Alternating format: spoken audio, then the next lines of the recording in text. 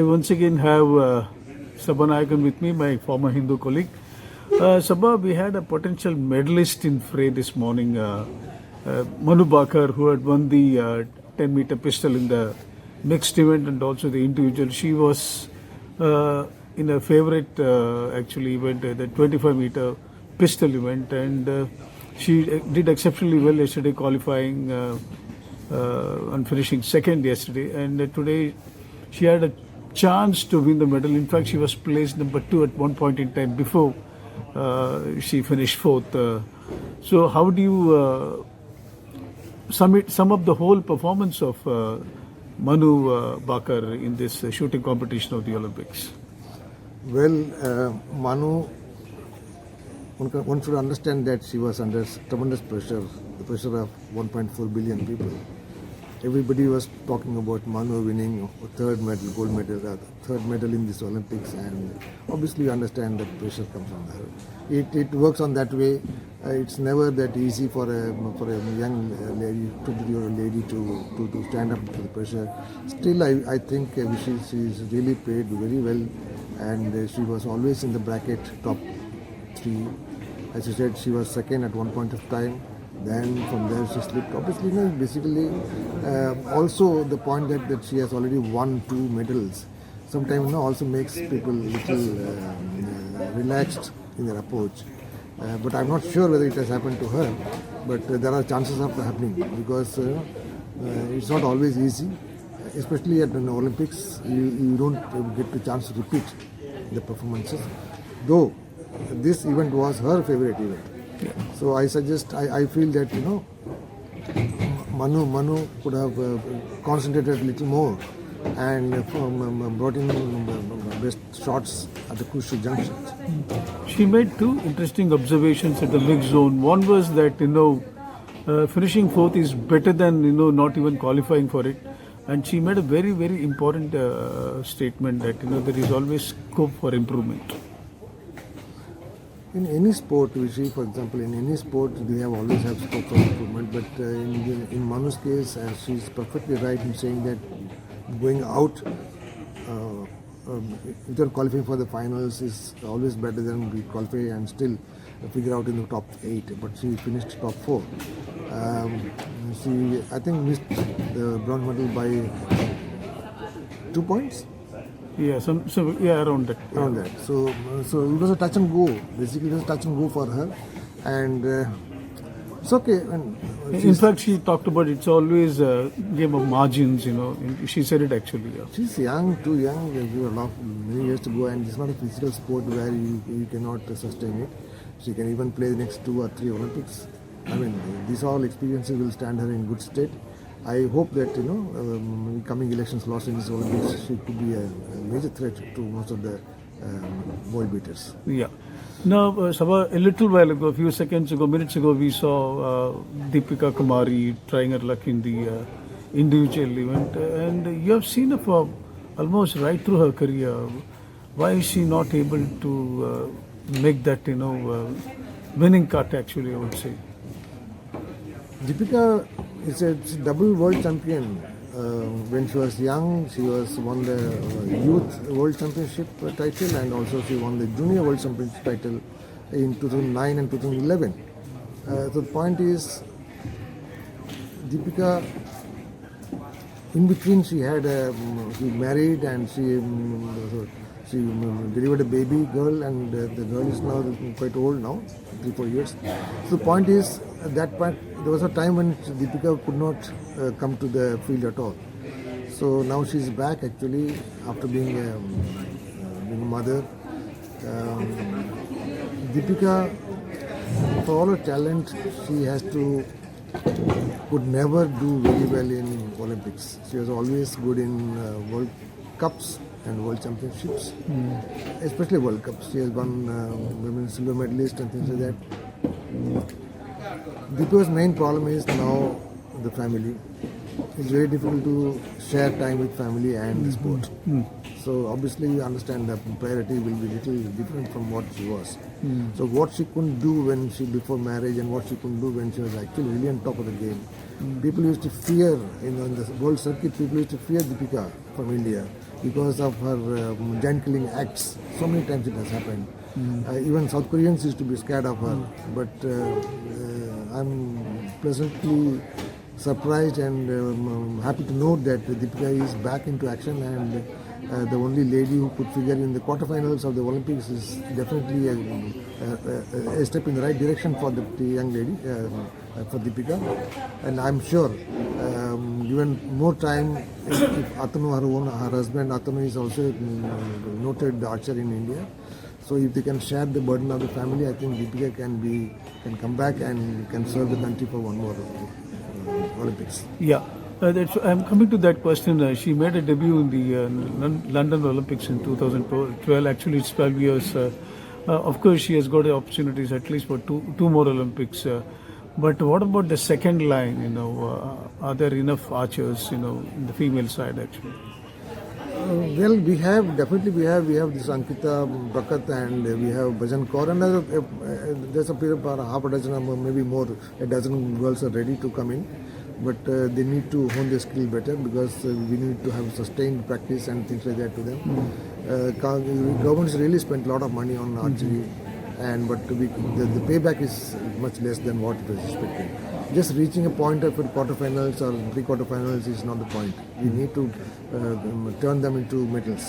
That is somewhere the Archery Association of India and people like who are running the show and the coaches and things like that, they should actually think exactly. We are actually lacking from the last mile. We are not able to catch up.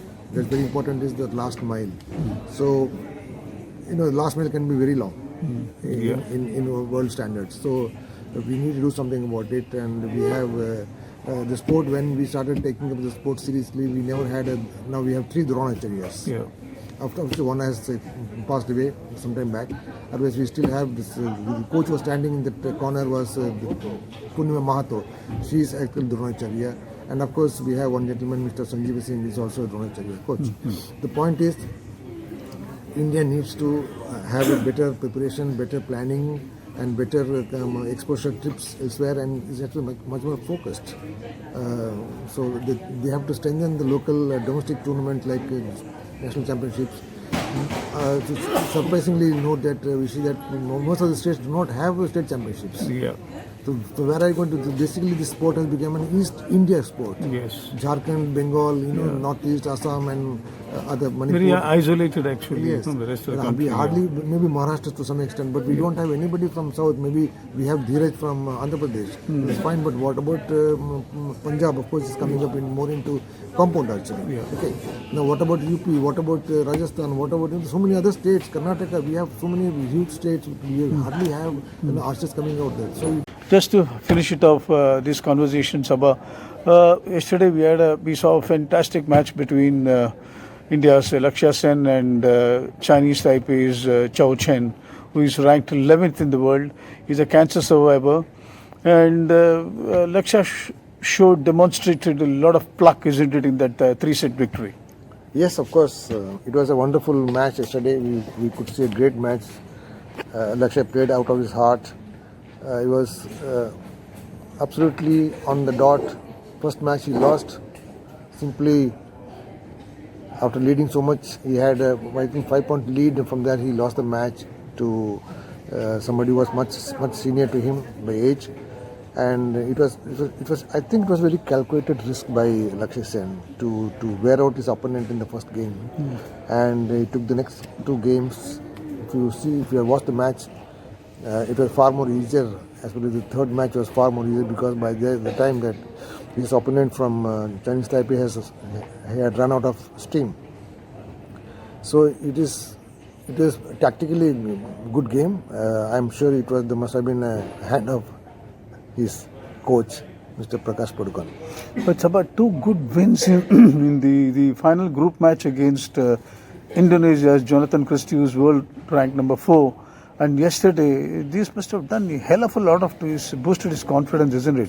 It's just not about the physical and the mental aspect of it, but then when you start believing you can do a lot of things in sport. Yes, indeed, Vishy. That's the right point you said. If you see the first match, Lakshya played a left-handed from Guatemala. Kevin Gordon, yeah. Yes, we were there to receive The match was cancelled, but but the match was played, and Lakshya did win the match, and that match gave a bit of an insight into Lakshya's game plan. Lakshya was very uncomfortable playing left-hander, but he still managed, thanks to his coaches. The point remains that was a take-off point, and that was the point from where he gained his confidence. When he gained the confidence and step by step he improved, his game becomes sharper. It becomes much more controlled, especially at the net as well as at the attacking players on the backcourt. So that's why Lakshaya's improvement, because of the constantly he improved, because that's what coming to the, when you are starting a tournament, you should start and peak at the right time. I think Lakshya has done that. Another notable aspect of his game has been right through this 4-5 matches he has played is the dribbling at the net actually, and trying to outwit the opponent there itself on either side of the net, on the forecourt actually. Yes, that is the very Lakshaya's play, especially at the net, it resembles of Prakash's game during his heydays. Prakash, a master of dribbler, taking the ball early and keeping it in the net itself. It's very difficult for the opponent to finish it off. He has to play a defensive shot and the bird goes up in the air.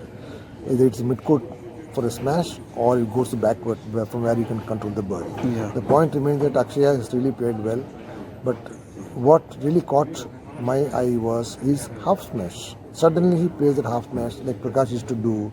Prakash was never a physically strong player, but he played against better Europeans, powerful Europeans, and defeated them by his deceptive half smashes. I think Lakshya is also following the same footstep. He's also not very big built. He doesn't pack much power, but he has concentrated his game nicely so that he can take on powerful opponents. Yeah. So in the last 21 months, the Victor Lakshya Sen, Lakshya's opponent in the semi-final tomorrow, they have played each other 8 times, and the great Dane, who is 2-time world champion, is the defending champion in the Tokyo Olympics. He won the badminton singles title. Do you see an advantage for him, or this Olympics, it could be a different game actually, the semi-finals tomorrow? Sen can, he has been doing a lot of good things. To begin with, he might surpass himself tomorrow again. To begin with, Vishy, that Lakshya and Victor have been thick friends, good friends, sparring partners on and off field, in the West. Yes, sparring partners.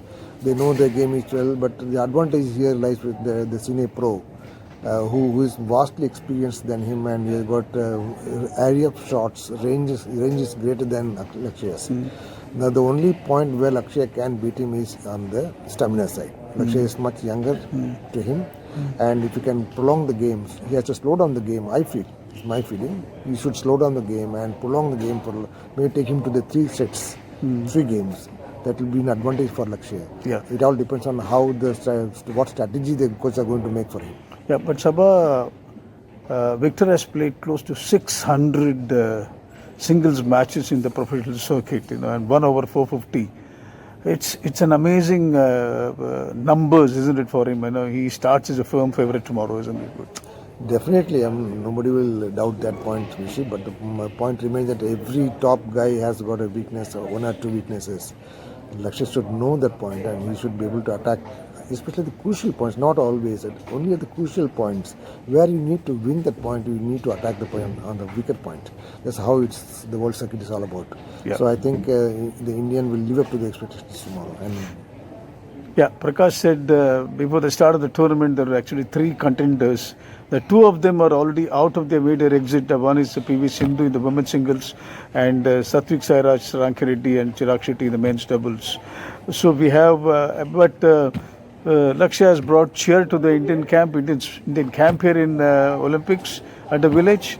Hopefully, he will surpass himself tomorrow and enter the final and be assured of a medal in these Olympics.